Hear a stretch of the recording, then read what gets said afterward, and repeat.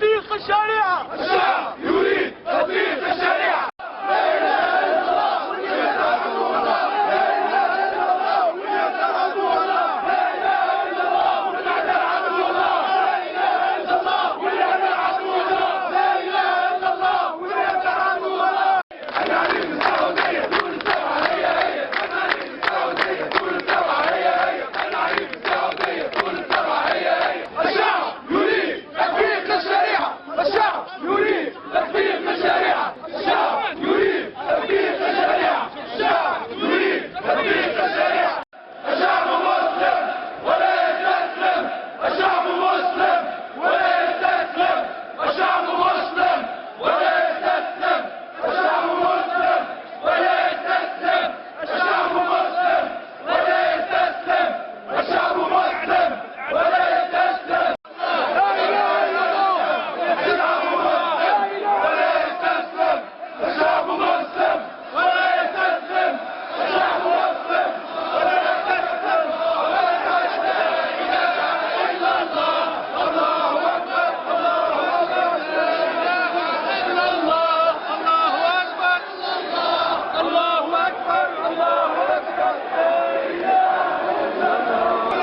تونس دولة إسلامية. تونس دولة إسلامية.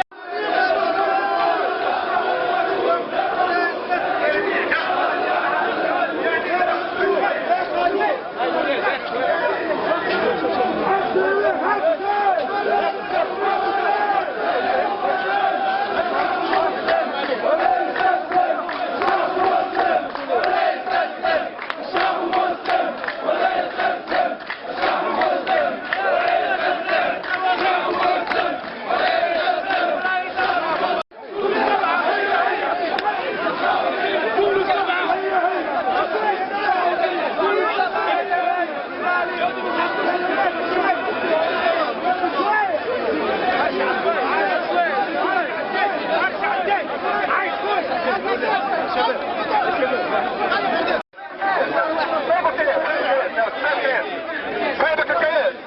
هاي امشي اطلع نازل. هاي بطيء خلي المترو يمشي. هاي يا كبير.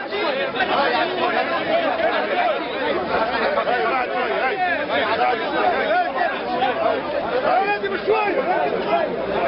ليه الوقت الزيادة على الدين. أنا ومحمد ومرحب.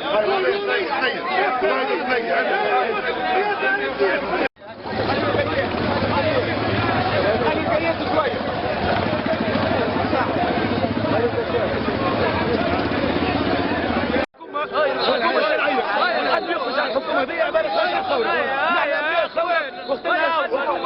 بتمثلنا حد يعمل حد البارح عبارة عن خلف على الثورة. نحن هنا لنطلب لكل يساري أو علماني أن تونس دولة إسلامية وأن الإسلاميين هم غالبية المجتمع التونسي. النقطة الثانية نريد أن نثبت أن اليسار اللي هو الشعب يريد تطبيق الشريعة. يظن نفسه أنه هو الأكثرين الأغلبية. نحن ونحن نخالف الحكومة.